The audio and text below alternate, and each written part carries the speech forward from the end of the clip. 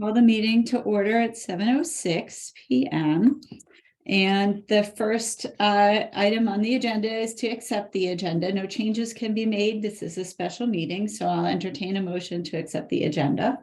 So moved. Thanks. Seconded. Great. All in favor, please raise your hand. And any opposed? And seeing none, that motion carries. And the next item on the agenda is to amend if necessary, and then accept the minutes from our last meeting on April 19th. Does anyone have any amendments to make to the minutes? Two little things at the end. Mhm. One is the numbering, like correspondence should be number 7 Okay, and adjourn should be 8. okay.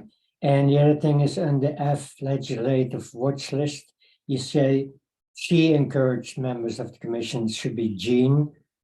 I don't know if you originally had a sentence in front of it which mentioned Jean. Oh, let me see where that is.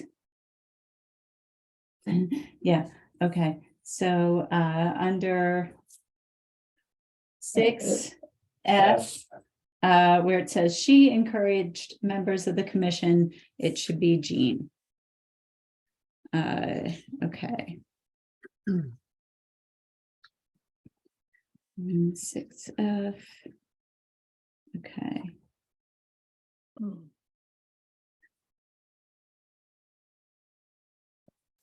Okay. Thanks. So if anyone else has any changes, say them now. If not, I'll entertain a motion. Motion to accept the minutes as amended. I'll second. Okay, thanks, Wendy. All in favor, please raise your hand. And if any are opposed, but I see none, so that motion carries. Okay. Great. So next item on the agenda is the treasurer's report. Okay, I'm sorry I didn't send it around ahead of time, but we spent $996.01 this past month, leaving us with a balance on in our budget of $1,229.36. Connie, you'll be taking minutes, I guess. Yes. I'll send this on to you. Sorry, I should have done it beforehand, but I thought I was going to be there in person and I'm not. Okay. And in addition to that, then we have the Cougar Fund, which still has, as of now, $10,940.84. Again, Connie, I'll send it to you. Great. We have 60 books in hand, ready to be sold. Can I ask a question, Liddy? Interest rates on money like that have gone up considerably in the last few months. Should we consider moving from a 1% interest at one bank to something else, or put some of that in the CD? I don't know. We don't have any control over that, Wendy. That is No. town money. Okay, And Okay. even our Cougar Fund, you know, it's not ours. It's, no, I just meant specifically the Cougar Fund. Okay, well, no, I Well- think, Bart, we have to maybe hope that the town will invest wisely, buy a CD, do something. I don't know. okay. I mean, I can Liddy- ask Barbara what the interest rate would be on. I this. mean, I'm seeing 4.5% interest rates from a couple of banks now. Yeah. Not that I have anything to put in it, but it's nice to know about. Liddy, did you get my receipts? Carol, yours? Yes. I don't think so. Oh, I mailed them to you, then you didn't get them. So for the supplies and books for the library program. No, you mailed them to me here at the house? Yes, but let's see, I put it in the mail Monday morning, so you probably didn't get them. It's okay. Okay, no, I'll take care of it. And Connie sent me a reimbursable for the cookies that she sent to gave to our Okay, worker bees who were disappointed at the transfer station event not happening. So okay. I have to send that in anyway. And Carol, as soon as you get yours, I'll add them to. I just wanted to know if the money you were mentioning included my amount or not. That's No, okay. it does not. Does Fine. not. Next month. No, we can, we've got money to spend, folks. $1,200 worth. Liddy, did it include the tree? Yes, You'll see, Yeah. yes, it did include the tree. Okay. Yeah. And it does not include the reimbursement that we'll get of $200 from Chamber of Commerce. Yeah, does not include that because I haven't seen it yet. So Connie, 200. was it off of that. received in the mailbox for the Kent Conservation Commission? You know what? It might be, and I can look. That office isn't opened right now. But Jean was around outside when we came in the building, so she may come into our meeting, and if so, I'll check it today. But Okay. I will follow up with the chamber. Good. Okay, that's it for the treasurer. Great. Okay, so next on the agenda is public comment. And Lynn, I see that you are here, so would you like to make a comment at this time? She's muted. Well, so, No, just here to watch and learn. Thank you. okay, thank you. Okay, so let's move into our old business. And the first of our discussion items is the right to farm ordinance revision. And if you'll recall, during our last meeting, Jean asked us to take a crack at revising the right to farm ordinance so that it read more plainly what was intended when we put it together. And I put in your packet the letter that I sent to the selectmen, quite direct, but asking them to forbear from discussing anymore until we could make our recommendations known about what to do about right to farm, given that in the time since it's been adopted, it's really only been used against farmers and never to protect them. So I sent you the markup and a clean copy, and I thought we could discuss it. I don't know that this is, my best work. I did it on Saturday morning, but one of the most important things, right from the get-go was to call it what it was, which is, this is an ordinance about protections of farms and farmers from nuisance claims. So I think that's a little bit more straightforward. And a little bit of preamble language about, what the intention of the ordinance is. And then some clarification about what happens when there is a complaint and how that should go. So, so I throw it out to you for discussion. I know we're Yes, better make- with us. So my first thing is you took out the part about how to file a complaint, but you left in the part that says something about the governing body charged with overseeing such complaint. So I need clarification, as does this ordinance, on who that governing body is. Well, we don't know. That's the thing. So if you read the sentence, it says, in the event a properly raised complaint is submitted pursuant to a valid and adopted Kent ordinance, of which there at this point is none, then whatever governing body is charged with operating that complaint would be the arbiter. So we can't assume that it's going to be the Board of Selectmen. Right now, there is no ordinance, there's no noise, there's no blight ordinance in the town of Kent, so it's hard to know what that governing body would be. So basically it is, this is an ordinance that, oh, sorry, Jean's coming in. This is an ordinance that says in the future, this isn't something that's needed now, but in the future, should there be a noise or a blight ordinance in the town of Kent, this would protect farmers from properly raised complaints. So I should point out that one of our options is to recommend that the ordinance be rescinded. And if we did that, we would eliminate the confusion about how it's to be used, because right now it's only being used against farmers. Right now, there's no way that an ordinary citizen could bring a noise or a blight complaint in the town of Kent. So we really don't need it. It's an expression of Kent's support for farmers and farming. So we could just rescind it And then that would eliminate the confusion. Or we could be very direct, leave it on the books, but we won't know what the governing body of any future noise or blight ordinance is until that is created. So I could you resubmit it then? I am not in favor of removing it entirely. Yes. I'm That in would favor of send the wrong message. modifying it. I Yes. can't say.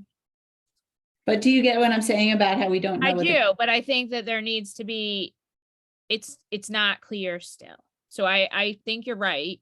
And I do think that we need something on the books. I think we just need to make it a Yes. little clearer to say what you just said. We could pick us. We I could would say, be fine with that. in the event that there's a properly raised nuisance complaint, the Conservation Commission will swoop in and save the farmer. No, I know, Carol, but No, I don't think that's what she means, Carol. I think that it's about deciding what is agriculture and what is not agriculture, to decide what is farming and not farming. So someone who has that, someone still needs to have that authority. What about just rescinding this now, and then as you correct the wording, once we find out who the governing body is, then we put it back in? Can we do that? we won't Yeah. find that out, Liddy. It doesn't exist. You We mean are no one's responsible thinking to about do a this? No one's noise solving ordinance. this? There is no noise or blight ordinance in the town of Kent, and as far as I know, none are proposed. Okay, But if, So like right now, like, let's just say that my neighbor had a baby and it was really loud. There's no way that I could bring a complaint that that baby was causing a nuisance.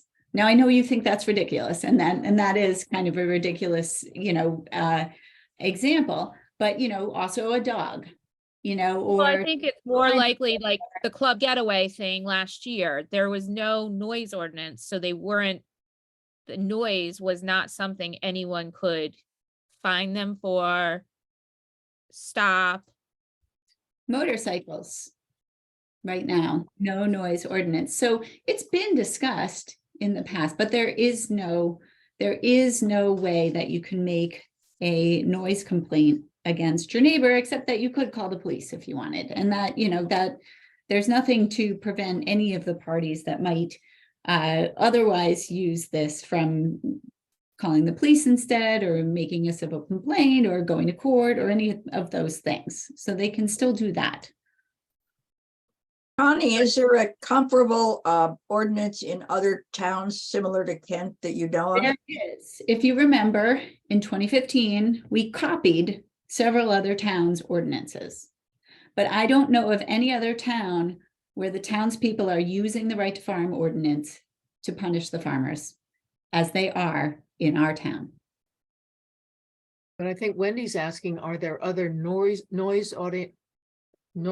ordinances or other things that people could use against farmers in other towns? Probably. Noise ordinances, yeah. It's outside of our scope, but that's probably true. But maybe we should encourage Jean or somebody to look into that. I mean, only if we think that there should be one, and that's probably not an opinion that the Conservation Commission will come out with. Good point, good point. Right, so there is a Noise and Traffic Committee, and they so far have not discussed, that I can recall, bringing about a noise ordinance in Kent. but So if maybe we, just- if we rescind this, then if something comes up where somebody wants to make a complaint about a farmer and agriculture, then there's nothing to refer back to. So I kind of agree with Melissa. I think, are we on a deadline to change the wording? And can't we change the wording in some way that still supports the farmer, even though we don't know who's going to be making the decision at the time? I mean, couldn't we get the whole intent there without having the decision of who's making the decision? That's Well, that's probably not a what- great idea. I think that the whole ordinance is fine. I think you just, that what your revision of the ordinance is fine. I think you just need to pull that line that Well, why Well, don't we make it us then? that's fine. I'm just saying, like, I think that the whole revision is fine. That was my only question, was who this governing body is. And I have no problem with it being Conservation Commission. We're under the planning and zoning, but we are also therefore under the selectmen. So And some towns have an agricultural commission and they We would be don't. the right. Right. But so didn't the state have a model that was used by a number of towns? Do they indicate anything about who would be judging this? I don't specifically recall. But the states would be different because the state wouldn't, like I believe the There's- state went through what we had that you're crossed out here.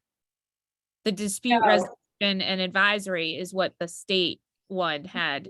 I don't think that's true, Melissa. I think the state uses a definition of agricultural operations and farming, which we adopted, but I just can't remember if the state has an actual model right to farm ordinance that could be adopted by municipalities, or if the state statute, which I think is cited here, if anyone wants to look it up. Yeah. It was, oh, where is it? Do you see it? Yes. 19A 341 here on page 1. Yeah, so the Connecticut General Statutes 19A 341. So we could take a look at that, but that is the state's right to farm. And I don't think that they are specific on who should be the decider. So Right what I here. would Put it in do. the chat. Who Does someone- should be the decider? I mean, who ideally should be the decider? Who or what should be the decider? I think it's fine for us to be the decider. In the absence of knowing who's going to be the decider of a non-existent nuisance ordinance. Well, But we don't have any police powers of any sort or we only have Mm-hmm. recommendation powers, right? Yes, but all we would be doing We're not is deciding. determining whether the activities claimed to be a nuisance are agricultural operations as defined below. So we would use our own ordinance to make a determination of whether or not the activities that are claimed to be a nuisance are agricultural operations, or if they're a crying baby and have nothing to do with a farm. it goes a bit further than that. On page 2, the red area, it says these provisions shall not apply whenever a nuisance complaint results from the negligent or improper operation of any such agricultural operation. I wrote down who judges this. Yeah, I don't know who So- judges that. Yeah, I- that's a problem. Here's a theoretical difference Lawyers in offer my that. mind. What do we do if there's one thing? 7 days a week, if cows want to moo and make noises and all the rest of that, that's farming operation clearly. If there's a different kind of an activity on a Sunday, which is not clearly farming, but let's say it's an industrial aspect of farming that makes noise, is that not different? Well, you take a look at the definitions and tell me what you think, because I think we wrote them as broadly as we could. And in fact, we discarded the notion that there might be gentleman farming that's acceptable and standard issue farming that's not, because we really didn't want to go down that road.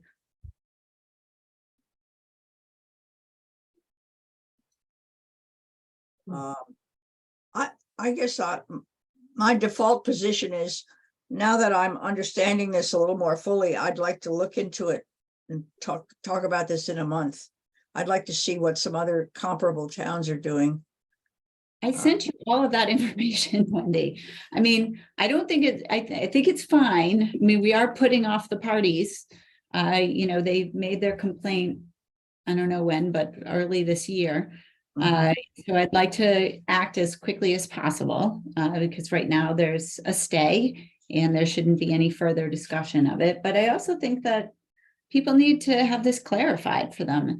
And it was a real eye opener to realize that nobody understood the right to farm ordinance. You know, that was like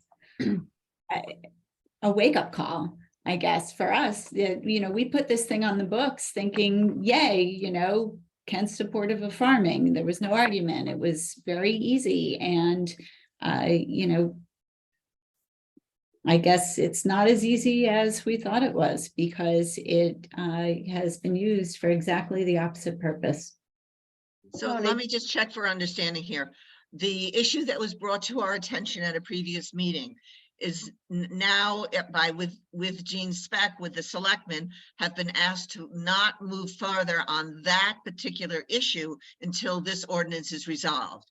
And that is why we are hoping that tonight we can have something resolved so that they can go ahead. Is that clear? Is that that's happening? Yeah, and it doesn't have to be tonight. I mean, we can, but to go back and to revisit each and every model ordinance that we looked at coming up with it the first time, which, you know, took us a good 8 or so months, to me, I don't know if it's necessary. I just, So And to be with- clear, you can't just do what you're saying, Carol. To change an ordinance, it has to go to town meeting. So this would have to go to whatever we decide would then go to town meeting to be approved or not. And then assuming that we made a recommendation and it went to a town meeting and it was approved, at that point with the particular situation, which is now being held and not dealt with, then would come to us to deal with? no, No, I think it would just be dismissed. On what basis? be That's what- dismissed. And that's what can happen right now too. But our current ordinance, it probably should have been dismissed also. Yes, it To be should. clear, the current Yes. ordinance, just Beginning. because it's Right. being misread, it should be dismissed by even our current ordinance. Yes. Yeah, and I think the way it's written now makes it more clear to people. So I think the Yost, do The you mean the way improvements- that Connie did in red? yeah, I think it makes That's a it change, clear. What? but that's a change that would have to go before it be approved. Yeah, that's fine. Well, that's a process that it has to go through, though. Is there, Okay, could but- these requests, these nuisances be resolved without these changes to the farm ordinance? Well, I mean, Yes, it they doesn't- should be It doesn't dismissed. change. That's why, anything. why don't we just let them be dismissed using the current existing one and then go forward and try to fix what we, The current Right. existing one Yeah. doesn't even come into play. Yeah. There is no mechanism for bringing a nuisance suit in the town of so how, Kent. why did they do so? How did they do so? They didn't. They brought up the right to farm because they thought somehow that meant that you could bring this kind of complaint. But you're saying that's not. Nobody the case. said, you can't bring this kind of complaint. Doesn't matter if the person's a farmer or not. You Okay, know, so why are we even discussing this? Why don't we just go forward and fix the ordinance later? because it's happened twice in the last 2 years, causing a lot of discussion in town. And it's. So we should do a really- good job on your right to farm ordinance, but it's not gonna help or hurt the 2 complaints that exist now. Jean, do you think you have enough to dismiss the current complaint without us amending the right to farm ordinance? I don't see that there's really any other option but to put in, and I'm reading right from the ordinance, an advisory opinion that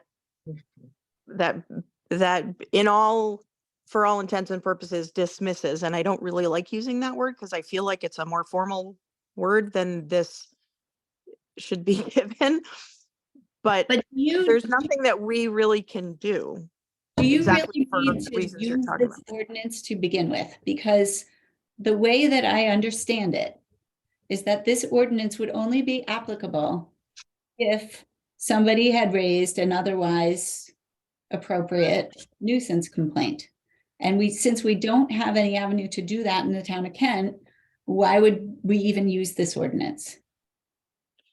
So I think this all came about because of that second sentence in the subsection 4. An interested person may submit a written request to the first selectman's office for an opinion as to whether a particular agricultural operation constitutes a nuisance or is an activity that is incidental to normal and customary farming activity and comports with community standards. Everything that you all sent and what we've talked about, to me, meets that it is activity that is incidental to normal and customary farming activity. But the phrase that constitutes a nuisance is, I think, the whole crux of the problem here. Well, but there is no nuisance in the town of Kent. So Right. could the advisory opinion just be, none of this is applicable? There is no nuisance ordinance in Kent. Yeah. Yes, but then why was the phrasing used in this ordinance? Because this ordinance is troublesome part. meant to operate in towns where there is an ordinance, a nuisance ordinance, and a nuisance complaint is brought against a farmer. And when we adopted it, we didn't realize that because Kent had no such ordinance, it really opened the door to being misconstrued and misused against farmers as opposed to in support of them. So had we known then what we knew now, Right. made some modifications, which I think are important to make now. But there is no nuisance, you know, so I mean, the advisory opinion can stop right there.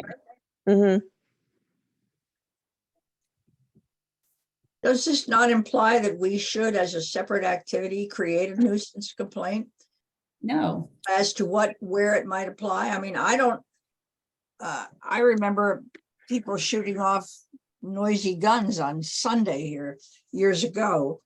I wanted to make a nuisance complaint and I called the state troopers. But it seemed, you know, I was surprised to find we had nothing. That The- would not come out of the Conservation Commission. So I Right. It's a totally disagree with different. what you're saying, but it wouldn't originate. No, it from might not come out of conservation. us, but maybe that's an indication here that such needs to be done. maybe, Separate. except the only complaints are being made against roosters and Yeah, well, no, but there are lots of other noise. I mean, you know, there I are don't- people who play their music too loud in a tight community. There are people who, there are motorcycle riders who adapt their mufflers so that they make extra noise. I don't know why those can't be fairly considered nuisances. The problem is I agree with policing. you, Wendy, but it doesn't come from here though, Wendy. No, I know, but I'm disagree just with saying, you. might we not make a recommendation at the same time that in the I think absence? I think that in the business of the Conservation Commission, we can take that, the red lines, the crossouts out, and then our ordinance stands alone. And then, yes, going forward, I do not disagree that someone who has the bandwidth, maybe not someone in this room right now, Yeah. will go ahead and maybe there is some teeth to drafting such a nuisance or noise ordinance. Again, there is a noise and traffic committee. They could totally hear what you're saying and potentially but do exactly that. It's not their charge to, No, but there's no could saying deal that with they that. can't make a recommendation and their charge can't adapt, but it doesn't fall in Conservation Commission and we shouldn't even be spinning our wheels on it because it's not gonna live Well, here. if we take the line out, if we make this change, we create a vacuum that should be addressed by somebody. or we could just repeal it. And I then don't there's agree with- vacuum. In some But- ways, that but, you know- sounds like the perfect solution, that, you know, there's nothing to use in this situation if our ordinance doesn't exist. Well, this was meant to show our support for farming. If we now rescind this right to farm ordinance, then we sending a message that we don't care much about it. I think we No, I should just change it the way Connie has it. and Well, it make. doesn't- Because we don't know who the authority is, it That doesn't. doesn't matter. It's being left open for when there will be an ordinance, then there will be an authority. And that will be the authority then. But I'm We also don't. fine with a change. yeah. So like if we could, under number 5, just before definitions. In that Connie, new language. Is that where- available anywhere or Yes, the- it was sent out with the meeting notice that Darlene has. So I'm assuming that it is posted. It It's is. attached to the agenda. It's at the end of the agenda. I included it with the attachments on the official notice of the meeting. Oh, okay, I'll go there. No, but it Thanks. got I onto also the did town notice site. it's on Darlene's agenda. Darlene's Okay. agenda is like 11 or 12 pages long. Okay. So only the first But page. if we wanted to rescind it, wouldn't that also have to go to a town meeting? Yes. It would yes. happen in the same town meeting, Carol. So it seems to me if our goal is to have a better worded document and it has to go through a process of a town meeting, rather than just rescinding, I think we should make a better worded document. And we just have to figure out what to do with the amorphous part about who's making the decision.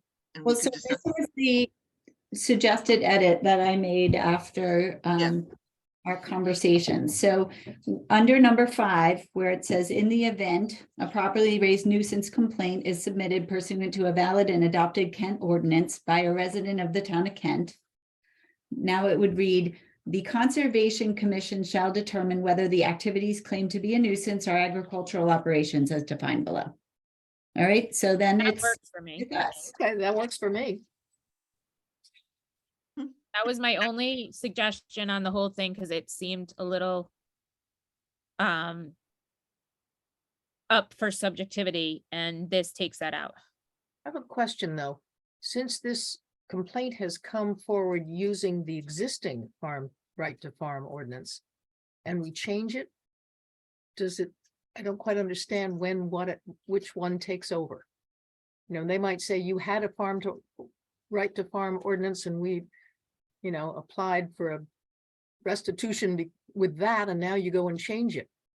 I don't legally, Connie, does it change? Yeah. Does the I think timing? there are like 2 choices. Number 1, as Jean was saying, right now, what the ordinance says is that you bring a request to the first selectman's office and that they give an opinion as to whether a particular agricultural operation constitutes a nuisance. So the opinion could be, since we don't have a nuisance ordinance, the agricultural Jean could say it doesn't come, that we can't, because we don't have one. right. So that would be one way to deal with it. And that is perhaps the easiest way, just because it's so hard. Jean, you can do that. Can you, Jean, can you do that?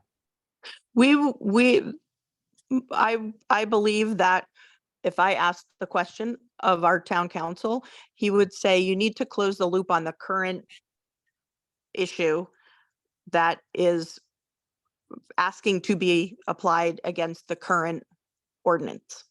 Right, so it would be easy to deliver an opinion that would say the activity does not constitute a nuisance because we don't have any nuisance ordinance in the town of Kent. So don't even have to get to whether or not it's an actual agricultural operation, but you could just say that the things complained about do not constitute a nuisance. Can you deal with that, Jean? That's the plan. Yes. And then we change Going the forward. because that's easier than explaining to people, since it's very hard for them to understand. Understood, yep. This ordinance should never come into play unless there is a noise ordinance. And Right. then after you've dealt with this, Jean, then we can put together a good right to farm ordinance and go to the town meeting and have it accepted. I hope. I think we would go to P and Z first and then go. But I don't know what the procedure is. but That's what whatever. we did last time, but I also, some feedback that I got within the community is to stop calling it right to farm, because that really screws people up. Oh, that's interesting. And that is why I called it protection of farm and farmers from nuisance claims, because that is really what it is. It's not really a right to farm, like that doesn't mean anything necessarily. So this is an ordinance that specifically protects farms and farmers from nuisance claims. So Connie, does that mean that you really want to rescind this one and put a new one in with a new name? No, we can amend it. I Okay, mean, all right, most of the whatever. language is still there. Okay. Well, I And- suggest we do it in that sequence, that Jean deals with it the way she can, and that we proceed to correct this. And it would be the same section number, it just an amended form of it.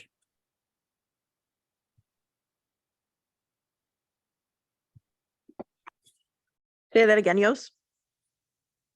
Well, it says, it's on the title, section 5.2 of the ordinance. It says it would stay in the same place, it would just be an amended version, right? Yes. It wouldn't,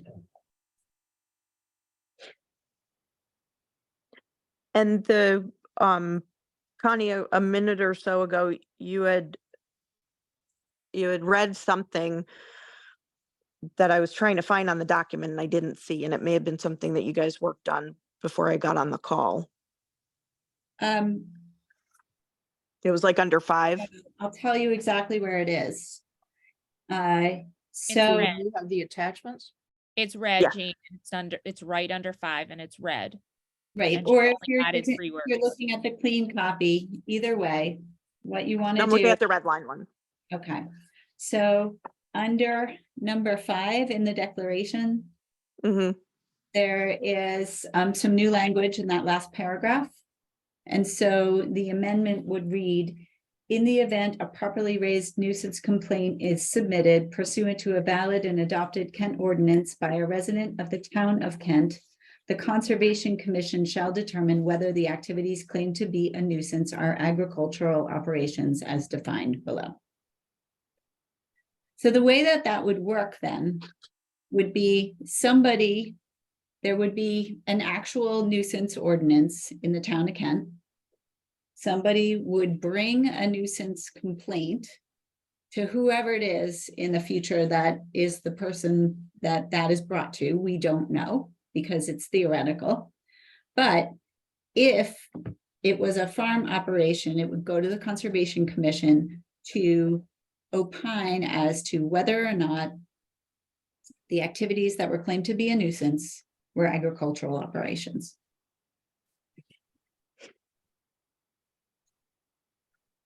So you're a farmer, your neighbor doesn't like your crying baby, they can bring the complaint. The Conservation Commission would look at it and they would say, this is not farming, this is a crying baby. Whoever decides on the nuisance complaint decides. But if it were a farmer and it was the rooster, the chicken farmer, and it was the rooster, and that was the subject of the nuisance complaint, the Conservation Commission would say, these are agricultural operations, they're protected, and this nuisance claim can't be brought. So I don't know if it makes sense to have a section of an ordinance talk about a possible future as yet not existing ordinance. That's why we changed that. We changed it so that no matter what, the Conservation Commission was the decider, because the hypothetical body that was governing the nuisance ordinance that doesn't exist yet that's too gray. I would also suggest that this ordinance go to town council to make Yes, for sure. Yeah. Which is what we did the last time. So I Yeah, don't know they all do. I don't know that we need to be super granular with this, because town Yeah. council will tell us whether or not we're specific enough. Agree. And the you'll fix the under, it looks like, oh no, I guess it's a new paragraph. the number 5, where it says irrigation and water management, from a formatting standpoint, it looks weird, like that next part is part of number 5. And I think it may just because I'm looking at the red line copy. It may be, it's just a new paragraph. So Yeah. the first paragraph in that declaration section is modified by 5 different examples. And then the Mhm. second paragraph is the second paragraph. Mm-hmm. So I would So maybe- suggest the like purpose and intent declaration, they used to be numbered 1, 2, etc. Either do that or put them in bold, so it's clear what belongs what, and like definitions is the third one. I think either way, put a number or put it in bold, so I it's like clear. bold.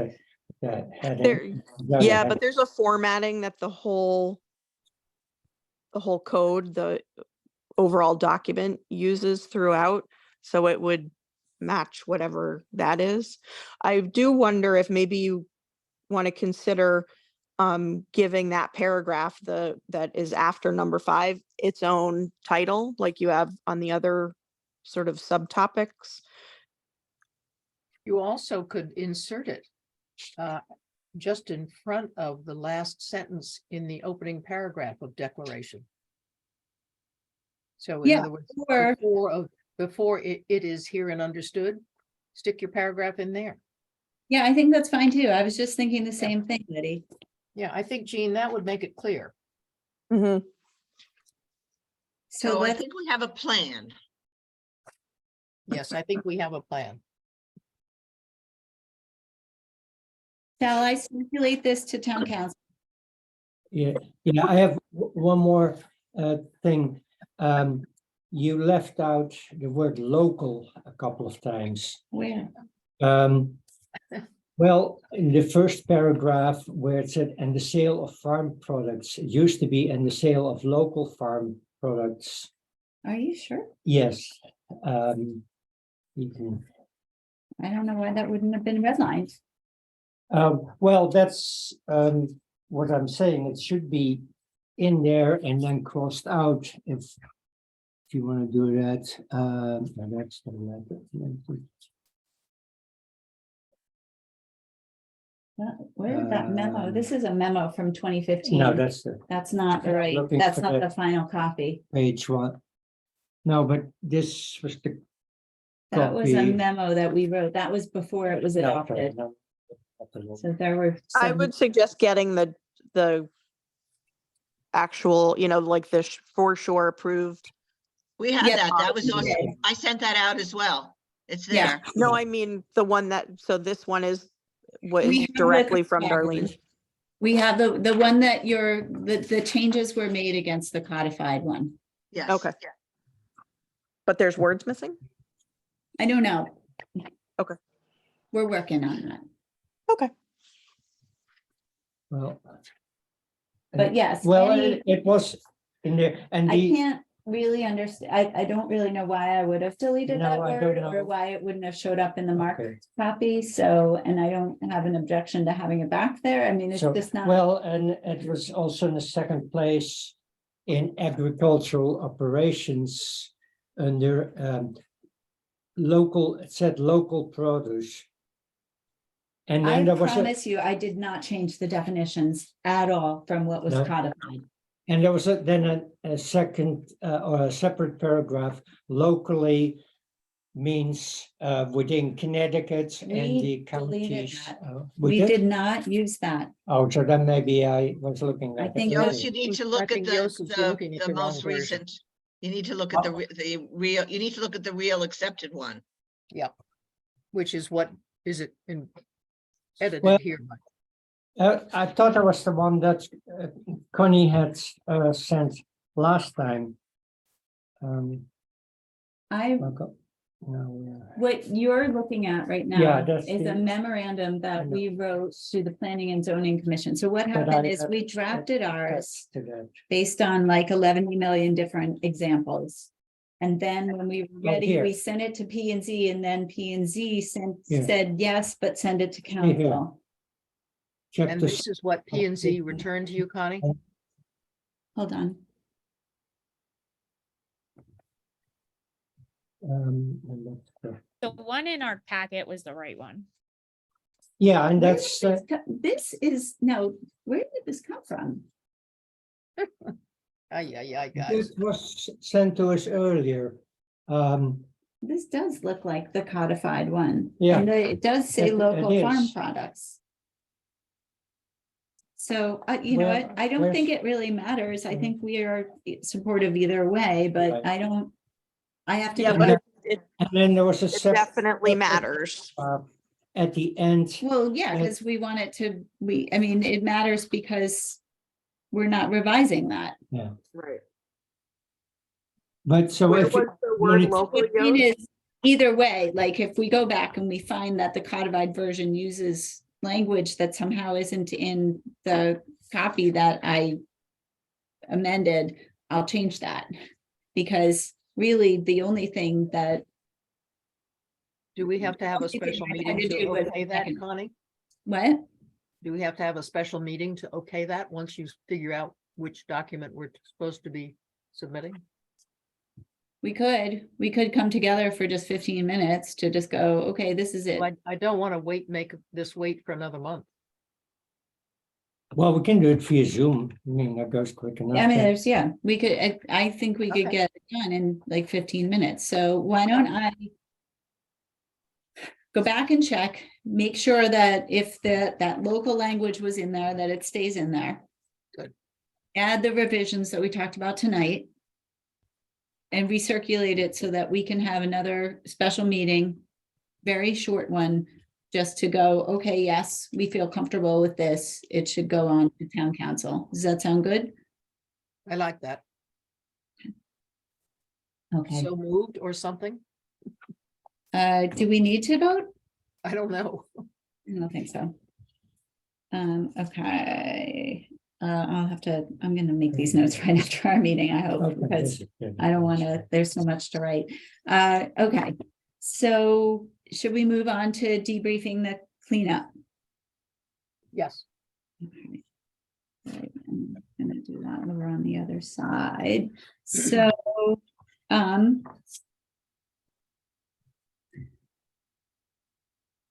So, as I mentioned in my email to Liddy, we had some disappointed volunteers who didn't know that our celebration was canceled and who really wanted a donut at the transfer station. And so I ordered some cookies to thank them. And so they have our nice logo on, and they say, the banner says Roadside Champions.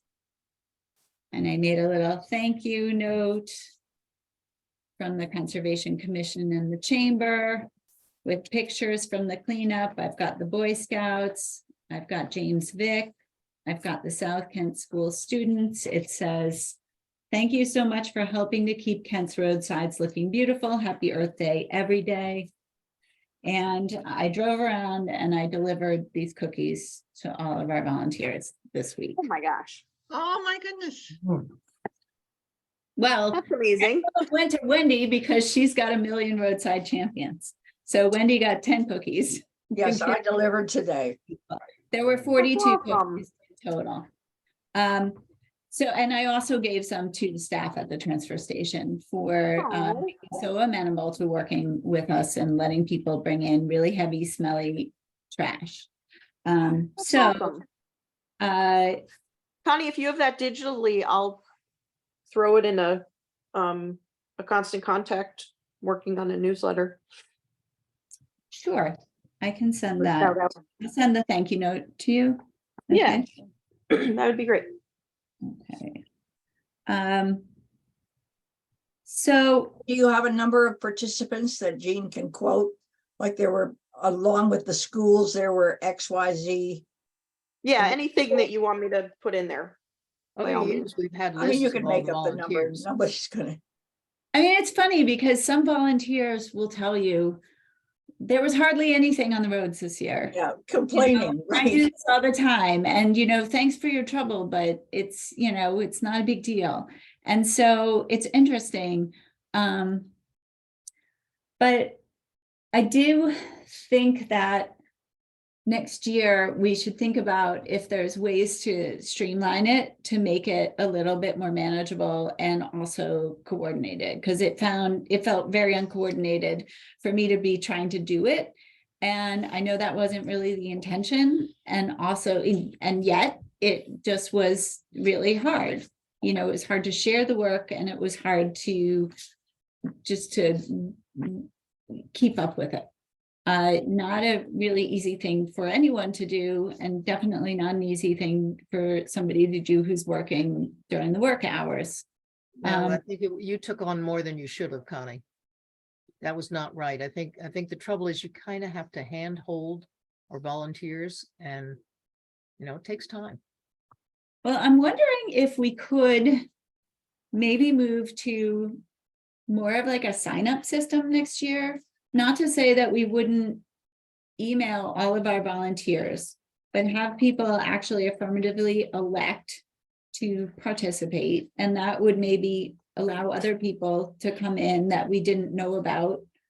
And track it through Google. That's 'Cause fine, but in effect, what I used to do was actually email back and forth. That's a two-way email with these folks about I their know that it ends up being like a two-way email with like 20 different people, which is really hard. It is individually, but it meant that they felt good about the work they were doing, and they knew they were appreciated. Yeah, it's time consuming. I grant you. But it It does make also a difference. it just also felt a little clubby, it didn't feel as It kind of open. is, but you're also welcoming new people into the club at the transfer station. Give us your email. We'll add you to the list next year. Join the club.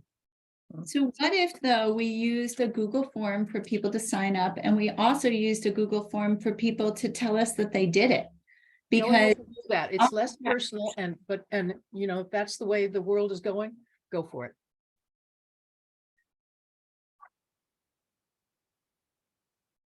I don't know that I care one way or the other. I just probably won't be the person doing it next year. And I want to make sure that people don't have the same experience of it being logistically harder than it needs to be. I think there are ways that you can sort of strike that balance of bringing more visibility, but still having that personal touch. It seems like there might be definitely ways that you could accomplish both of those things, I think. Well, in Warren, they only do it for one day, which I love that ours is longer, because I think that gives people more time to participate. But that does allow for a very personal touch, because during that time, people are coming to a table and picking up bags and gloves. And it's like it's a day, it's a celebration. I don't know if we want to do it exactly that way, but maybe something we could take away from that is maybe one day we table at the IGA and we advertise the fact that we're doing it, and people can pick up bags and gloves at that time if they want, or we could take their email and just publicize the event, but make it personal and have a personal face. Bridgewater also only does it one day. Jennifer Heaton Jones only does it one day with Bridgewater. What if you have bad weather that day? Don't you kind of lose the momentum? There must be some way to do a rain date or Mm. pick up the gloves and do it But on your free South time. Kent School has it, South Kent School has it built into their curriculum and their activities. That would really undermine the way that they have so successfully participated all along. Yeah, I don't think we would have to do that for South Kent School. They would just tell us when they wanted to do it, and we would give them the bags and gloves. I And mean, the they're Boy Scouts, kind of a And the Boy different thing. Scouts. And the Boy Scouts and Marblewood if they do it, and Yeah. Kent School if they do it. But that does bring up an interesting point too, because Wendy, I think it was hard. It was a lot of work for you to get the cakes. Yes, it was. 4 trips. Want to think about if that's what we want to do. a really nice way to thank those kids. I mean, Costco did its part. They never dropped the ball. They had it always ready. That's But- wonderful because, you know, they don't do this custom type stuff for anybody else. They only do it for the town of Kent. Is that right? They never complained. They just seemed to take it in stride. Well, if they ever get a new manager of the cake department, we might lose our. Oh, I logo. don't think I had the same person. I think I had a new person this year. Oh, really? Oh, good. Yeah, I think so. That's good. We might survive. Well, if the cakes are all ordered, Wendy doesn't have to make 4 trips. We can divide the trips. Well, if you could get them all to have their event on the same day, but the fourth trip was to simply go down there and clarify the image and put in the order. So one trip for I the don't know about order. you, and but they don't 3 let me in different- Costco. What? I'm not allowed in Costco. No, why? Oh, that's What did you right. do? That's right. I'm not either. Right. I don't belong. I don't have a Costco Oh, member. oh. I can't buy stuff there. You have to find somebody who is a member, that's all. Yes. Big Y makes cakes. Anyway, let's I not waste priced time on, those. Yeah. Carol, I priced those a year or 2 ago and they were like 3 times, 4 times as much as Costco. Yeah. well, I don't think Okay. we have to drill down to the details tonight, but we need Yeah. to make sure next year that nobody feels totally overwhelmed. Sounds good. Is that Lynn coming on? Lynn's Who- been here. Lynn's been here. There's Lynn. My No, I light is very bad though. I Yeah, just can't wanted deal to with the say, lights. I'm sorry that the cakes are a pain, but man, are they appreciated. The boys at South Kent really love the cake. I would say the So- same for Marvelwood and the Scouts. Like the Costco cakes are delicious. They feed Yeah. a lot, they're cheap, and We'll figure it everyone out. loves them. I mean, seriously, the Scouts, they clean up, but every 5 seconds are like, cake now? And it's like, no, we have to go all the way around town till we get our cake. It's a huge motivator and all the parents appreciate it too. Oh, we should send a letter to Costco to thank them for their bakers. Maybe That's that a would be a nice nice idea. thing to do. Connie, that's a good idea. To send a letter to Costco? Yeah. I would say that 2 of our Brookfield Costco employees are Scout parents. So they know loud and clear how much those cakes are appreciated. So, and they've been Costco employees for a long time. So But Connie. Oh, But did I you mean, just send it to thank management. you? It's always nice to pat somebody on the back when they Yeah. do a good job and they never drop the ball. They were always ready. I think Connie- that's a great idea. Who will do it? Connie, did you send anything into the newspapers to thank the I did volunteers? not. You did not. I did not. I think it's a little exclusive. I mean, first of all, like if you want to think proportionately of who does all the work, I mean, Lynn at South Kent School. South Kent School cleans more than 50% of the roads. I mean, it's just like they blow me away with how much work they do. They are our true roadside champions. And we have people who have been doing it year on year on year on year. We had volunteers. I had more volunteers than roads this year. So I mean, there were people, I was like, well, I guess you could go walk on cobble again and clean up. Everybody wants to do Two people cobble. already That's- did it. You know, the only place that I was light again was on Skiff Mountain, Fuller and Fuller roads. So, you know, more recruitment has to be done up there. But, you know, you're talking about a handful of people. And I wanted, you know, we did thank them. It's great to thank them in the newspaper, although who reads a newspaper anymore? I don't know. Good. But you know, like and so again, I think it's awesome. It was definitely effective. People clean the roads. You know, we got the same roads as we always do. Amazing work by South Kent School. People felt valued. You know, they definitely said, you know, to me, like, oh, this is wonderful that you do this. I would do it anyway. You know, I love the fact that you do it every year. But I think we could be more inclusive with it. And I think that there are probably some strategies that we could use to do so. I'll write the letter to Costco management. Terrific. I'll Wendy. find out who the baker in charge is, get her name and, You know what? So, Wendy, when I send Jean the thank you note, I'll send it to you too, so you can steal the pictures from there and let the Costco people see what they're supporting. okay.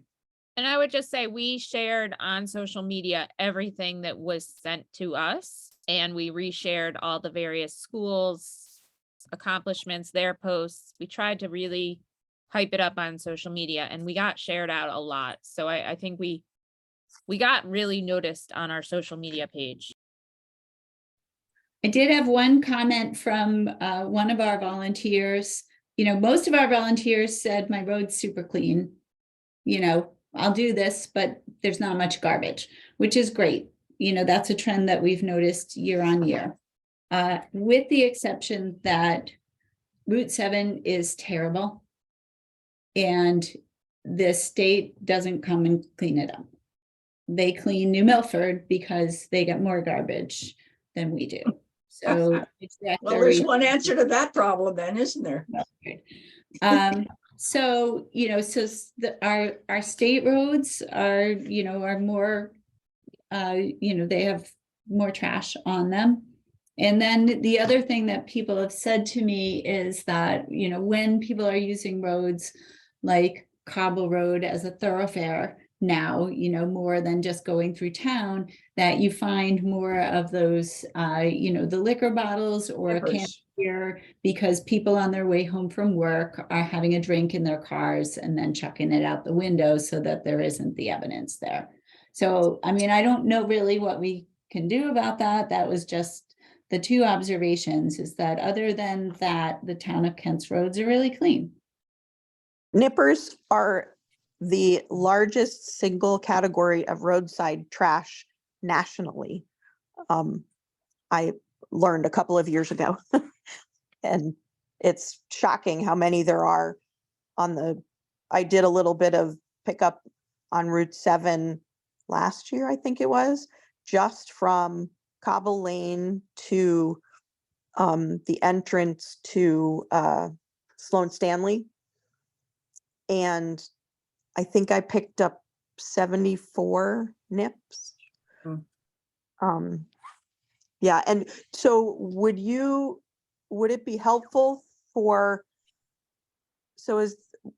what you're looking for from the DOT more a better focus during the time when you guys are doing the pickup, or But Jean, other there's years, the- I don't know if Connie got a chance to this time, but we would call DOT, both in I New did. Milford for south of the monument and Cornwall for north of the monument. And usually they would say, well, we'll try to do it during the week that you're doing the cleanup. But I'm Mhm. not, I think maybe once or twice it might have happened. Liddy, Marco and Wayne, who live on Muller Road, Marco called for me the Cornwall and got in touch with the person. And that was, and that was the response, you know, not we will, but we will try. But he was also assured that they come through often, apparently. They come through often. And I called New Milford, and that was when I got the answer of, well, we do this, but we don't usually go to Kent. We go to New Milford because there's much more trash. Did I read somewhere that it was proposed that there be a return, like a 5 cent on a nipper? Did I not see that as a way to deal with this trash problem? You know, that people would be less inclined to. I That's think not that is in a littering, bill. though, because people throw it out the window because they don't want it in their car. Yeah, no, I just thought I'd read it the other day, but maybe I Yeah, imagined. it is in one of the recycling bills, or maybe it's in the one that passed and it's It gonna is. be for next year. 2024, I think. Yeah, it's 2024, next- 2025 is when it's gonna be implemented. Yeah, right now, every town that has a liquor store gets, based on how many how many are sold within the municipality, we actually get a, I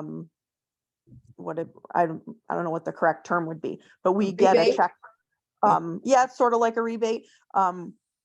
of those purchases in the form of a check, I think quarterly or twice a year. It's very interesting to see the towns that have multiple liquor stores. Some of the larger towns and cities are, they get a lot of money from these. We've gotten I think a couple of $1,000s, maybe, might even not be that much. I'd have to check with Barbara. Why Because don't we they just have the one rule liquor out store. this sale? I mean, obviously, it's going to be for people who are sneaking a drink. Why not just have the state not make them possible to be sold in Connecticut? Who needs it? Because the liquor lobbyists would never allow that to happen. Well, I am gonna ask maybe that we move on, since this is not really topical or practical. To be talking about not selling nippers, much bigger problem than we can solve in our small little room. Plus, I do want to have a hard stop at 9. I hope that you agree with that. I think Zoom meetings that go beyond 2 hours are pretty unproductive. So hopefully we can get through the rest of our agenda.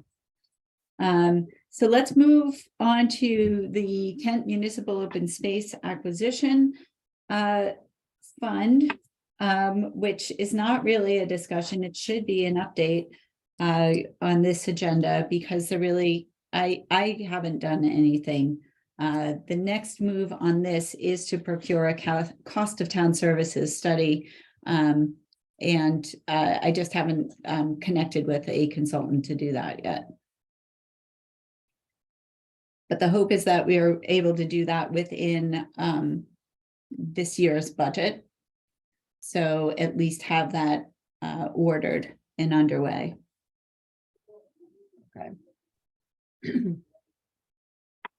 Any idea how much it would cost? Like $5,000 probably. Mm.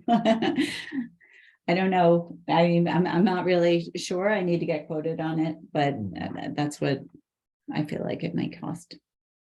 So, Certainly blow our budget. but let's get a quote, because No, go ahead. Oh, absolutely, Connie, please. That was just a comment. Don't. ignore these it. things don't pass unless you've got all of the evidence in front of you. Right, go ahead. Okay. Anything else on that before we go on? Nope. Okay, let's talk about D. I'm gonna just mention that it's no longer pay as you throw, it is save as you throw. So we're talking about SATE, not PATE here, but maybe we can hear a little bit more, Jean, about last Friday's program. I'm sorry, it came up a little quick, and I wasn't able to attend. I don't know if any of you in the room attended. I was. couldn't. I watched it since then. Thank you for recording it, Jean. Sure, absolutely. So where It do I went well. find- Where do I find the recording? It's on the YouTube channel. Okay, but is there a link via the town website? It was, I Because thought it was going to get posted to the transfer station. Let me take a peek. I saw it Posted posted to somewhere, the so, Board of yeah. Selectmen. It's actually, Yeah. there's a link under the Board of Selectmen. Okay. I Okay, got the email, so I know it was posted somewhere where it generates an email for me.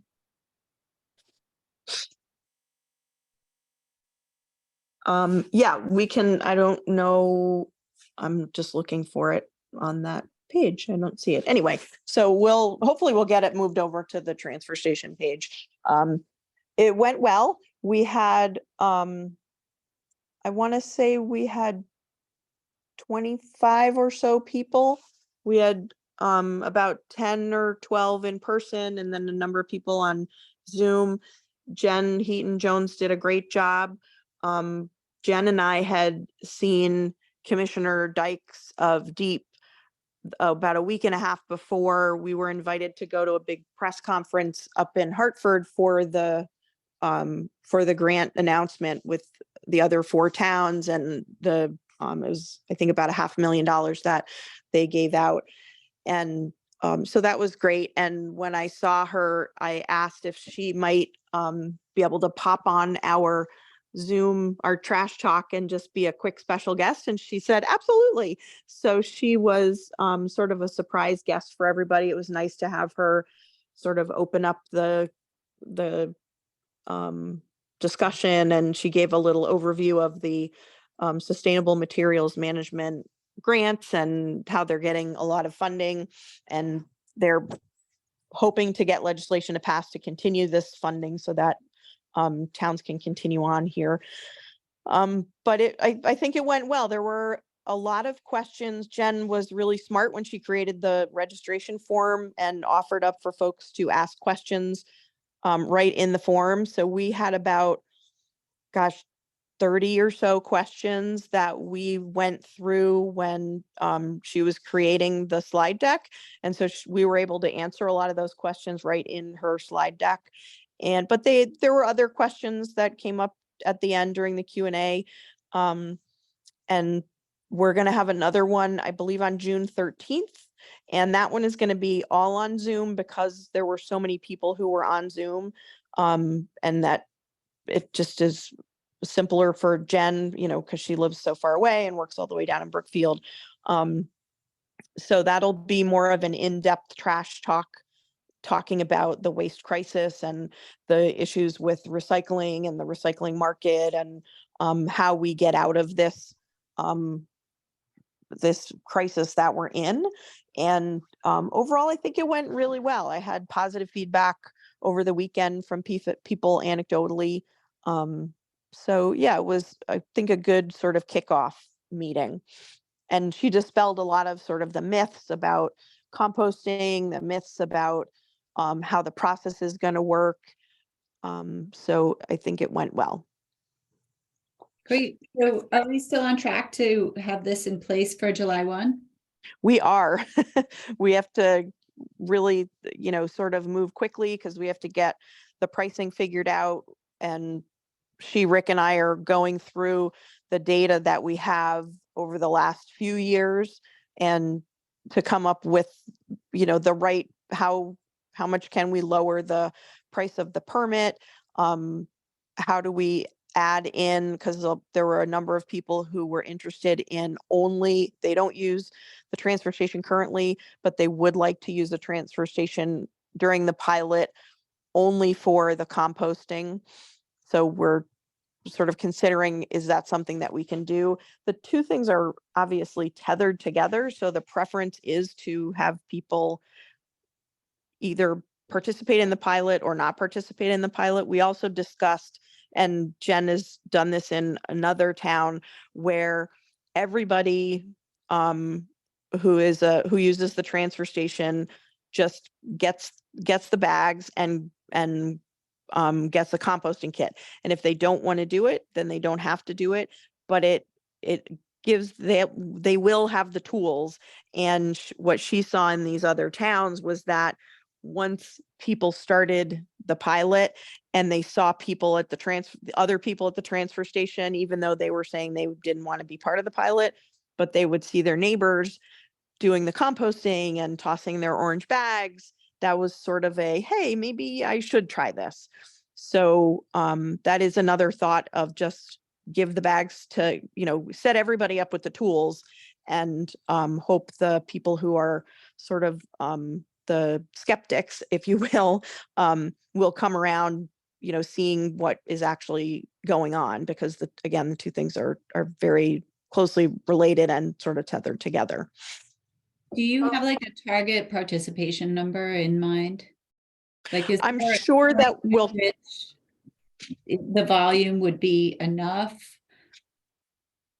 Yeah, we have to crunch the numbers more. And that's, again, what we're going to be doing over the next couple of weeks. Because Jen really uses that data that exists already, because it's highly regulated. Everything we do is weighed, and we get reports on tonnage on everything. So we have the data. We just, Jen will help us because she's administering the grant. She's going to help us figure all those details out. Jean, is there any chance that we could have a one sheet of information to hand out at the conservation table at the land trust picnic? Yeah, I think we can come up with like a 1-page, 2-sided, one side is FAQs, and then maybe the other side is some sort of infographic. Jen and I could pull something together by then. Yeah, I think that would be an option, a fine addition. Yeah. If the land trust is, I mean, we're gonna have a conservation table anyway, right? Yeah, On the and agenda. actually, they have an employee that they hired just for outreach and education, and I can see if she could be available to be at the table to talk to people about this topic. I mean, I'm Great happy to be there too. idea. Great idea. Okay, yeah, let me shoot Jen an email. It would be good to have that person at the transfer station too. She is going to be, yep, that is the plan. They're gonna have at least Lily, if not, they actually have a second person that they just brought on as well. And I have a feeling Jen Heaton Jones is gonna be there a bunch of weekends as well. Yeah. So like, do we have any idea of like how many people usually bring in more than 2 bags of trash? Because I bring 1 bag, like I'm really proud of it. So I might actually, like, I mean, I could have a little underground market for bags, but like, I don't know, like, I don't know if the observation at the transfer station is that many people bring in more than 2 bags, because that would be telling, right? Because if most people only bring in 2 bags, then we're not going to see a real reduction. But if people typically bring in 3 to 5 bags of garbage, those are the people who are going to feel it in their pockets, right? I mean, it's like, I don't know, like, Well, those are the numbers that it seems like we really need to know, because we're not really sure what the impact of this program will be in the town of Kent. so we'll see the impact in the reduction of the MSW tonnage. That's where we'll see the reduction. Because even if somebody only brings 2 bags, but they're not composting, all of the very heaviest materials are still going in, even if they're bringing 1 bag. Let's say they only bring 1 bag, but they're not composting.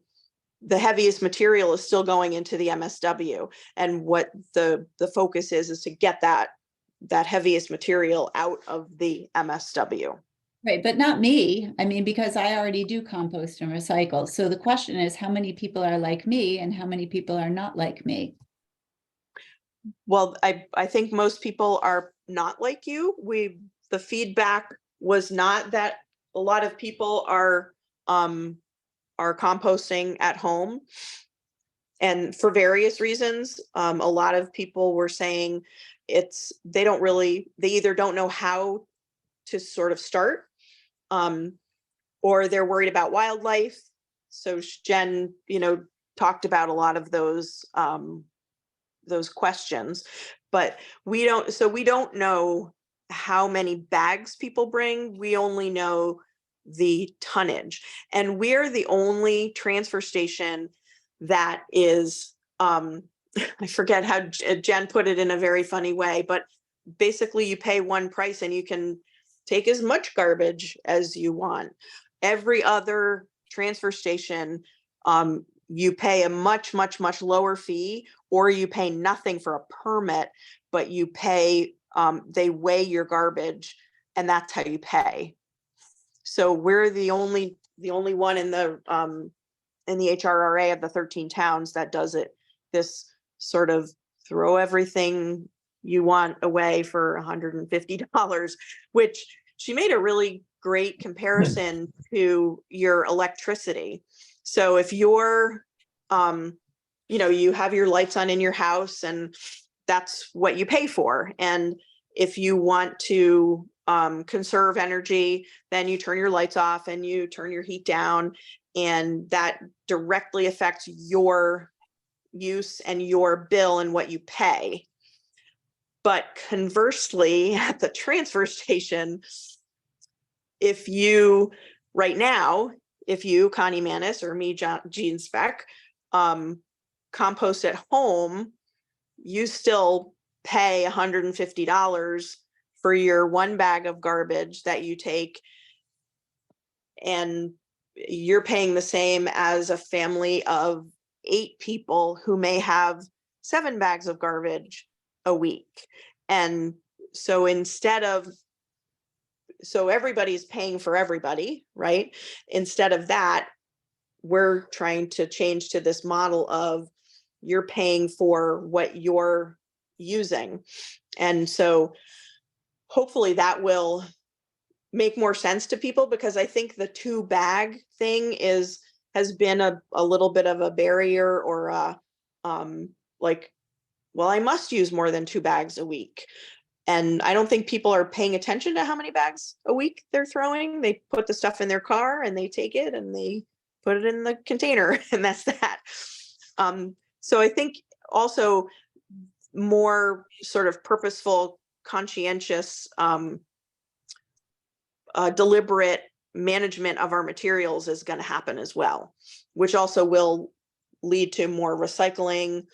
Because there's stuff that I would say many times a week, if not every day, I stand at my garbage can and I go, can I recycle this or do I have to throw this away? And Jen Heat and I often text her and ask her, and I'll send her a picture. And I'm surprised that, oh, no, I can't recycle that. Or I'm surprised that, oh, yes, I can recycle that. So for somebody who's sort of a junkie about it, I still am confused. So I think it's going to create more awareness. It's definitely going to create more awareness with people. And I've talked way too long. Sorry about that. Do you know if dirty cat litter can be No. go in the organics? I have 2 No. cats, and the cat litter, that weighs a lot. But That it- weighs a lot more than all my other I garbage. don't think it's compostable though. Now, No, it's not. I don't know. I don't know No. if it's harmful. Can be clay based or. I mean, it's Something that- definitely not compostable if you do compost like I Yeah, do, I which don't- is I like don't dump put it it in in your my- backyard. I You don't can't do put it in that. my own compost pile. But maybe if you but- heat treat it, maybe, I don't know. But Yeah, I don't people think have- it is. I think it's the same thing as like dog waste is not, there's bacteria in feline feces, just like there's bacteria in canine feces. So you wouldn't be able to compost it. 'cause I wonder what people do with that, because that stuff weighs a lot. They're gonna dump it somewhere else. That's I what. put it in the municipal solid waste because that's where it's supposed to go.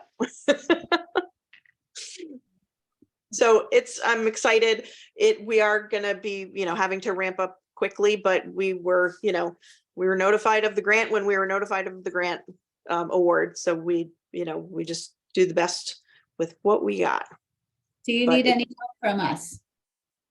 I don't think so yet. It may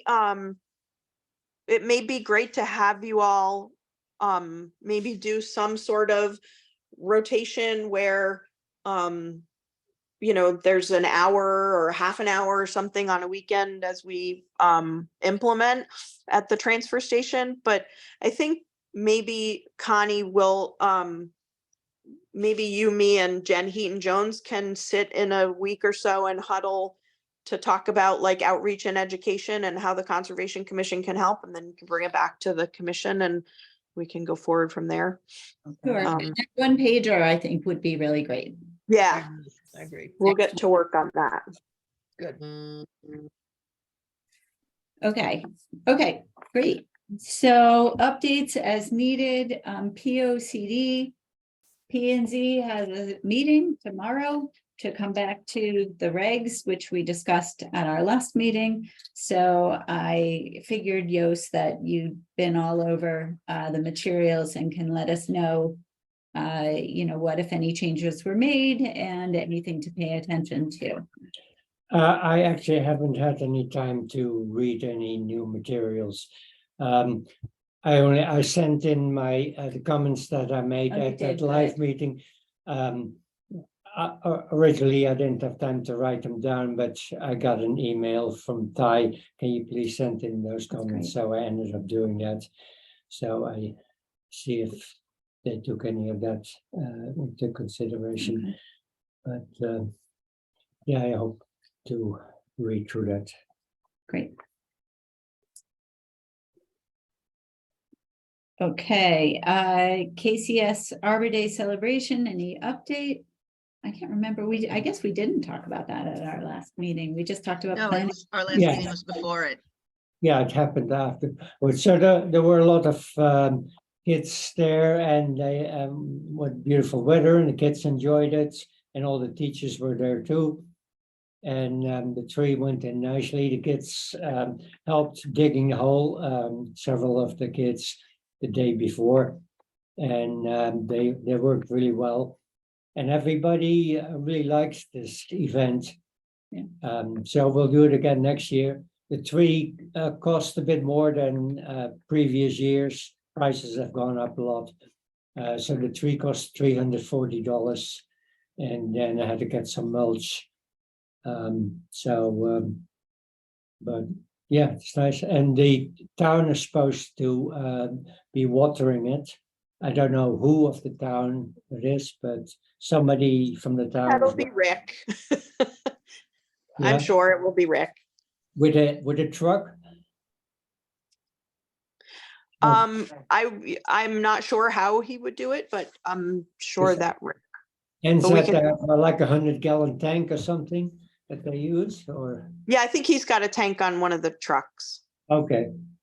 So Great. Yep. Thank you, Jos. Always. oh, and Bruce Bennett asked if we want to help with getting more street trees in. And Connie and I said, yes, we're interested. So Absolutely, that'd be great. the commissioners too. Yos, how often should the tree be watered? Well, it depends on the weather. You need to get like at least an inch of rain or of water per week. Per Uh, week? Okay, Yeah, but depends on how much rain you get, and in the summer you need more than. so maybe when- that's guidance that should be shared with Rick. Yeah, they know. I know. I heard just yesterday that we're 50% behind on May rainwater already. That's what I'm wondering about. Yeah, May is dry. Well, even though it seemed to rain for days, we're still well behind. Okay,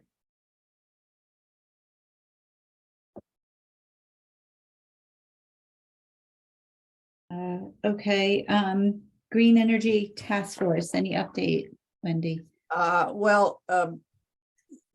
guess Carol approached me with the idea of having a table at the Kent Land Trust picnic for the Energy Task Force, and I've been in touch with Eversource and with the PACE people to give me a bunch of handouts, and I'll have the poster for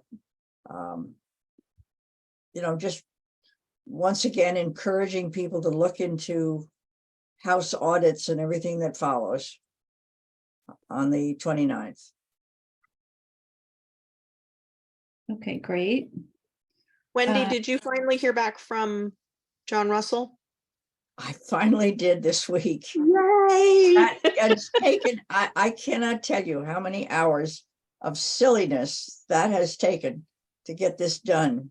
I'm glad. I reached out in a couple of different pathways to him and made a hard ask. So I'm glad that Yeah, but we closed the loop on that. it is illustrative of the difficulties of getting a lot of our municipal buildings transformed, shall we say, because everybody has their own little fiefdom and nobody wants to give up their information. I had to go to an executive meeting just to defend myself for having asked for the name of the oil company that was providing heat to the fire department. I had to turn up on a Monday night just to say that I was not sneaking into their database. So, but I got it. Okay, Housatonic Herbicide Working Group. as far as I know, there's no update other than, they sent their press release out and they have not been successful in getting any meeting with the railroad, which is probably not surprising, but means that the working group will go, we'll take the step of working with our legislative reps, which I would expect will come after the session. Sustainable CT, anything? Okay, Jean, it's my impression about that. the group is I doing would- next to nothing. Is that the case? Sorry, a bunch of bills just were being talked about in the session tonight, and I was distracted trying to see if the EPR for tires bill had come up, which I don't think it has. Yeah, I had a really good long discussion with Jess Leclerc from Sustainable CT. Again, we lost a couple of members, so we're down to 2-ish, 3-ish people on the team, and would love to get a couple more folks. It would help with, just gaining some momentum and getting people interested in trying to get some of this work done. But I came out of that very long call feeling very hopeful, and she actually arranged for a Zoom with the sustainable person from Goshen, who I think it was last year, they did a really great community event that brought a lot of people together to really talk about, what does sustainability mean to you? They went through sort of a nominal process of honing down all of the different ideas that came out in the first part of the session, and ended up with almost a mission directive or mission items for their sustainability team to move forward with. And I really loved the process. And the executive director of Sustainable CT she basically ran that for them. So I'm hoping to have another team meeting, see if we can get one of those events over the summer, because I think it would bring visibility and understanding of what all Sustainable CT can do and what it means to be a more sustainable community.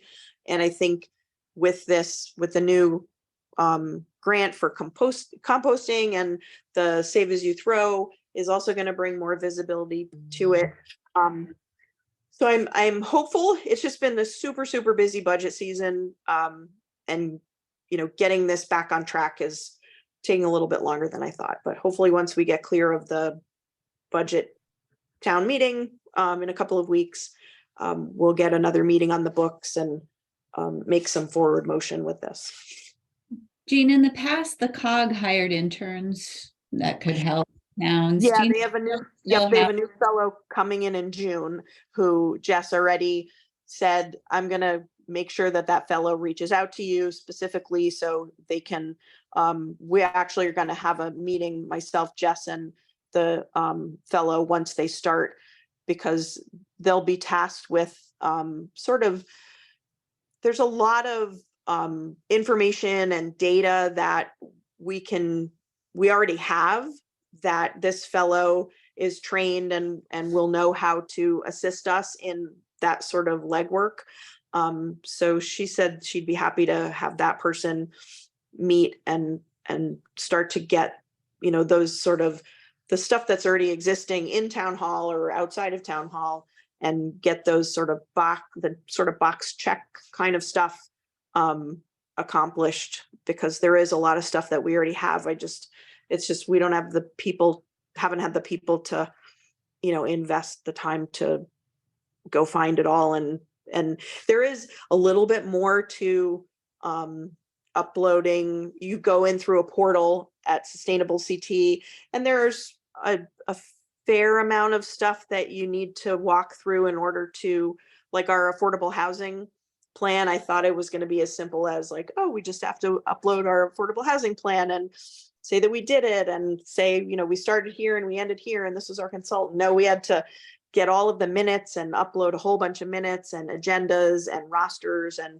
it's a little more in depth than I thought it was. But I think also just getting used to that routine and maybe getting another person used to helping enter stuff into the portal and upload those documents will be very helpful.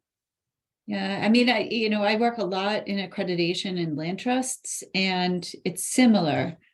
And I mean, really, like, I think that this work is hard to do in a commission setting with, public meetings and doing it intermittently, every month or even less frequently. It would just, you get one individual.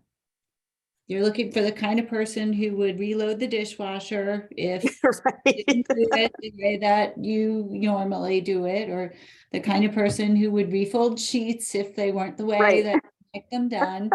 And that person needs to be boots on the ground, in a more consistent way in order to do it. I think, it's not, it should be within reach of the town of Kent, but I think that the approach of doing it through like committee makes it more difficult.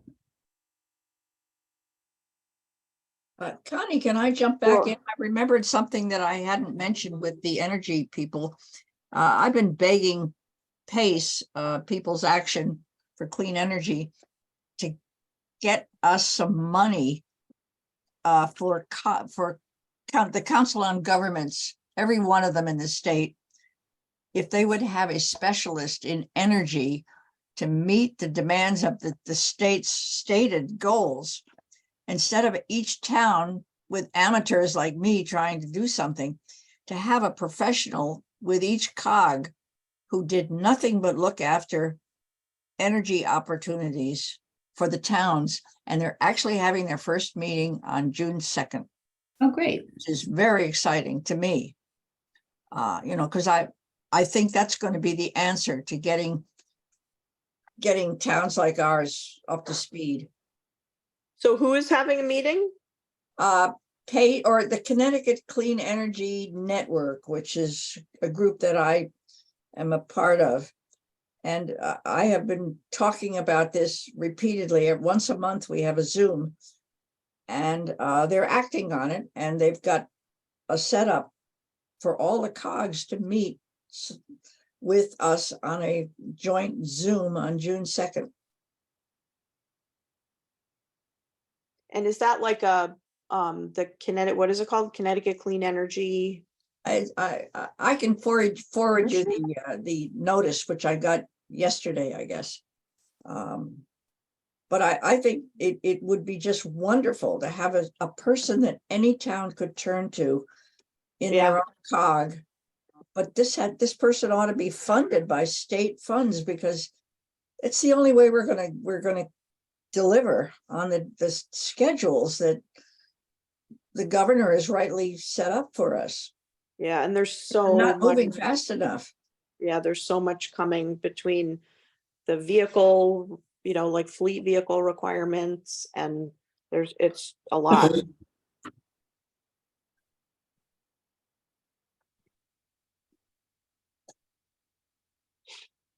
So anyway, that to me, that's going to be an important.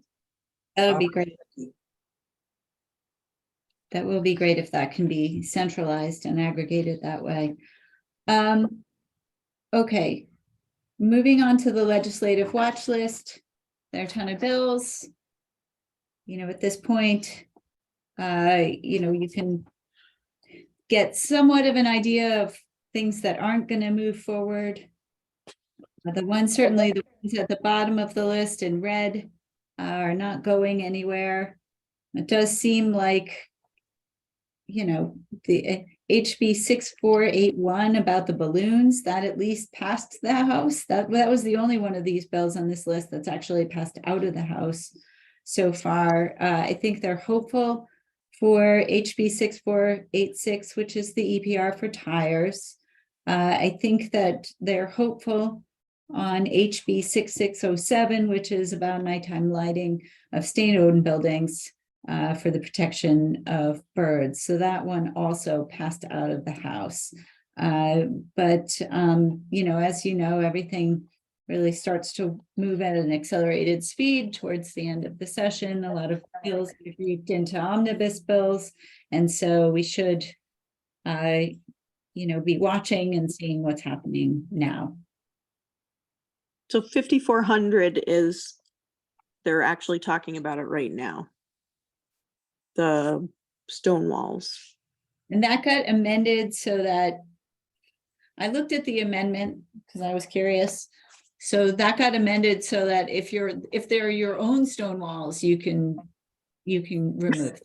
So it's only for people who basically trespass and remove stone walls. You can have a contractor, the contractor is allowed to remove your stone wall if you ask him to. It seems like that. So that doesn't offer much protection. It's for not anything, great. does It's it? not great because I feel like the trespassing you might be able to have, that's trespassing larceny. That's a not criminal allowed anyway. activity. So I looked briefly, but that's what I got out of it. That was the change. So who knows?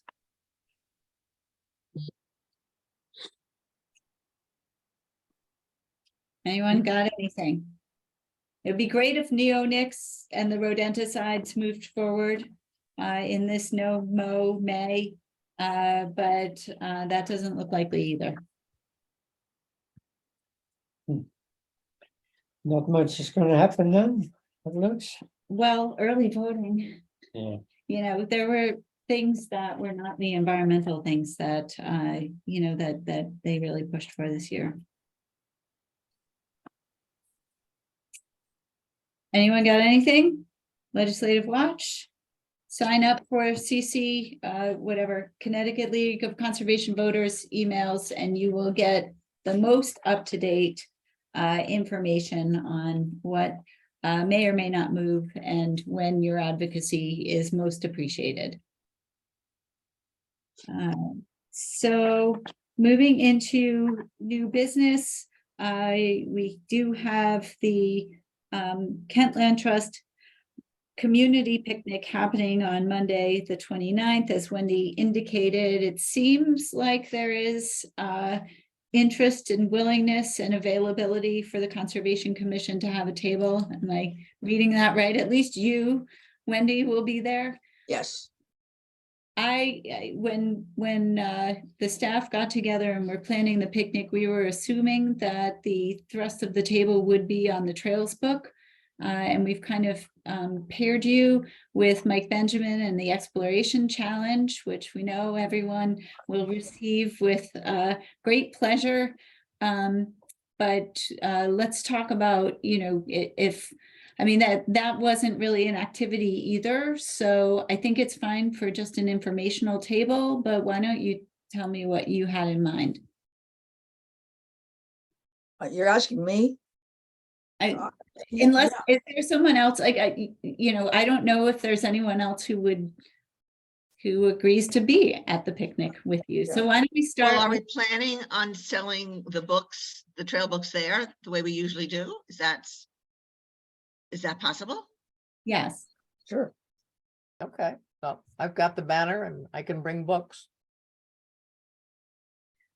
Remind me again what we're selling them for at I don't our, know. Whatever you want. well, There's we a should- little sign that Carol gave me that tells me what we charge, and I can't remember what. Do it you says. have that sign and what's the is it- price is on it it? Do I 12 like, or 15? You're gonna have to wait while I go get it. no, well, just let me know, because if you need me to update the sign, I will. I mean, whatever you decide on. Well, I'll tell you, we're selling it to the Sportsman Connection and the House of Books for $15. Okay. So I think that we ought to, they're charging more, but that doesn't matter to us. If I think we should charge the same as we charge them, which is $15. So you'll let me know if the sign says 15, otherwise we'll deal. We'll figure Yep, something out. the sign is in my mudroom. I could go look, but I'll look right after the meeting. Okay, and now in terms of getting the books there, I can't lift anything heavy yet. How are you gonna get all the books to the table? Are you I gonna have can- help? I'm built like a horse. Do we by chance have a access to one of these charge card things? You What? know, For me, Oh, like a square, the thing that you plug into your phone and you can swipe for the sale? yeah, right. So 'Cause I we, remember people coming up and saying they'd like to buy one, but they didn't have cash with them. No, I mean, Well, somebody Kent- could maybe Venmo. at the but- Kent Land Trust at the farmer's market, we sell them for $20 and we do accept Oh. Venmo and, or no, we accept PayPal. So I you don't sell know, them and for we have a 20 sign for bucks? that. Yes. Because we don't Huh. want to make change. Everything sells for 20 bucks. Hats, t-shirts, Cheryl's books, walking sticks. 20 bucks. Well, then you tell us, what do we charge for them at the picnic? Whatever you No, want, really. 15 is It's- fine. We don't It's have to whatever make, you want, but I'm just saying I have a money. sign already for 20 and I Right. have a sign that shows the PayPal for the Kent Land Trust. So I'm just putting it out there that I do the have. That trust is- needs the extra money, we But don't. do you, I mean, that's a question. I mean, you do not have to sell them with the money going to the Kent Land Trust. You could sell them with the money going to the Conservation Commission. The PayPal goes to the Kent Land Trust. It's only because our website is set up to receive PayPal donations. I think the But- only thing we can do is to take the person's credit card number, hand them a book, and then run it later through somebody. The town does not have a function outside of the tax collector's function to accept a credit card payment. Well, We'd have to maybe- talk to Barbara about the details on this if you want to explore this, but I don't know if it would be able to be done in time for this Memorial Day. I highly doubt it. Because you're gonna have to have such at the transfer station when people are coming in with all these sums of money, aren't you? How does Darlene do for the dog licenses? She does accept credit cards too. Does mean, she the- accept credit card? Yeah, I believe. Or is so. that only over the website, through the website? Not sure, but I'm pretty sure she does. I mean, the technology is available. We just may not have the time between now and the picnic. I mean, the quilters use a QR code when we do our quilt walk, when people want to buy the quilts. You know, Right, so yeah, it's- the technology is all existing, and if it wasn't, honestly, if it was outside, if it wasn't a municipal government, it would, it's much more flexible, and much more dynamic. But we need to talk to Barbara about the finances piece. Right. So again, we do have the QR code, like Carol said, that connects to our PayPal. But if you don't want to do it through Kent Land Trust, I totally understand. Well, I think the only thing we need to decide tonight is what we want to charge at the Land Trust picnic for the Conservation Commission selling the books. 15. Okay, And then maybe Wendy, if we want to trust people, we can take down their names and addresses and charge card numbers or something. Yeah, and- it just seems that we do And this then we'll often vote. enough now that it would be nice if we had some You way. need an account, Liddy. You can't just take someone's credit card and use anyone's Square to do No, it no, like. no, I'm not planning on Okay. using it. I'm just sort of using it as, hopefully they're serious so that when we contact them in the future Okay. and say, please send us 15 bucks in check form, they will. So the other thing is that the pop-up tents that we used to rent from hardware stores all over the place are not available anymore. So I do not have a tent. Oh, So no. Cindy, you had a tent. I have one. You guys set up a tent? I need shade. I have am- one of the I have a hard- hat. I'll wear my hat. the you know. pop-ups. I have tables Well, for do we everyone need and just one? chairs. Connie, one pop-up will do, in which case we've got Wendy's. Yeah, it's just that somebody is gonna need to set it up. Okay, we can do that. Hmm. And hope It it's not a wouldn't be windy day and easiest it to doesn't set blow up. away. And Liddy, you have the banner? I do have the banner. Okay, now, but Connie, you're saying that at the Kent Conservation Commission table, you also have placed Mike but he's wearing the hat of the land trust at our table. He Or could next do door. both, since he is a commissioner, and I don't know. He's I know only gonna, he was gonna be here tonight, but I'm not sure he's gonna be there in I have that person. information. So he's gonna be there at 9 o'clock to set up, and then he's gonna be back around 12 to 12:30 to finish out the picnic, but he needs someone to help. We were gonna hopefully find someone to sit there for that part that he cannot be present. But he'll be there to set up at The problem 9. is the Okay, but private in turn, I schools just need to know, how much space does he need at our table? We usually have can. a set table, up and you two- can have two. Yeah, Okay, You can have two catty corner tables. So, I mean, there'll be plenty of space. Does Michael have his own pop-up tent? no. No. We would put 2 tables so that you guys would be on either side of this pop-up that Wendy has. Let's Normally hope it Wendy, isn't windy. wait, what? Let's hope it isn't windy. Yeah, Remember you last So year? normally you drop the tent off to us like on Saturday or Sunday Okay. and he, you know, if Mike is there at 9, he and a couple of people can put up the tent. That's Okay. not, right, but it should be staked down. absolutely. Let's hope it's not windy. Yes, it should be staked down All and the tents need to be staked down on that day, of course. what's the start time of the picnic? Right it's after the parade. 11, but I people know, get but I there at just like ballpark. 10:30. I'm sorry, I didn't hear you. And we should be ready at 10:30 because it's really supposed to start at 11, but nobody listens to that. Okay. So they come as soon as the parade is over. Okay, But remember, the road, it gets closed down, so one needs to, if they're setting up, they need to arrive prior to the road being closed. Yeah, or approach from the south. or go around, go by Lydia's house at Spooner Hill and come the other way. Exactly. Works too. That works too. Yeah, it's just, all the private schools are in session on Memorial Day. This is like the perennial problem is like, you know, they're always like doing exams or, you know, they have graduation Only or, Kent school this year. So Marvelwood will graduate on Saturday before Memorial Day and. great, so we can Kent's have them in that done. field. I think that, Lynn is done. well, Sounds anyway, not for tonight. We're talking here about the Conservation Commission's booth, and that's great. I'm very grateful to you for coming and being part of it, and it sounds great. So I have you down for trails books, information on Save as You Throw, and information on green energy and steps that you can take to conserve energy. And then Mike's stuff on the Exploration Challenge will be there. So there'll be a few walking sticks kind of, you know, lurking and, you know, hiking themed things. Jean, do you think that the pay as you throw should be its own separate thing? I think you have a tent also, right? Park and Rec has a whole bunch of tents. Yeah, I feel like maybe pay as you throw should be separate because it's going to be But more. if it's just one page, Melissa, I Oh, think okay. it's, I thought she was getting a person and they were gonna have the kit in front of them and.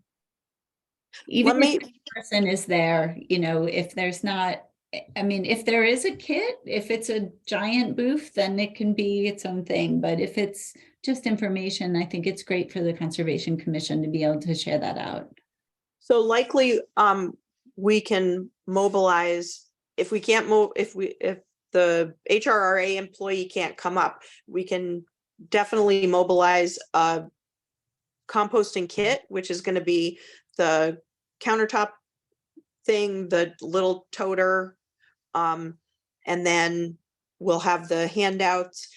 We'll probably have bags so that people know what they look like, likely fill them up with stuff so people can see how big they are, how much volume they hold, maybe even have bags for people to take with them, kind of thing. So however you guys want that shared out, we'll do our best to have a, you know, pretty decent full court press. Is it possible that we could also have a sample of finished compost, a bag of it or a container, just to show what? You know what, Jean, why don't you let me know if you have somebody will to Follow up actually off, man a follow up booth offline. Yes. because, Fantastic. The you know, ideal would be, the ideal with all that show and tell would be to have somebody there from, for Jean to have somebody there. I don't know if I have all that in front of me that I would be well versed enough to talk about it, but I certainly can hand out a one pager about it. So why don't we wait and see if she can get somebody, and then if they can have their own table, that would be great. And if not, then we'll do a handout. right. I'll follow up. Okay. What a And bag of compost, anyone please. feels like they can wrap a children's craft into any of their things, just remember that this, picnic is meant to be about having fun. Everyone loves the information.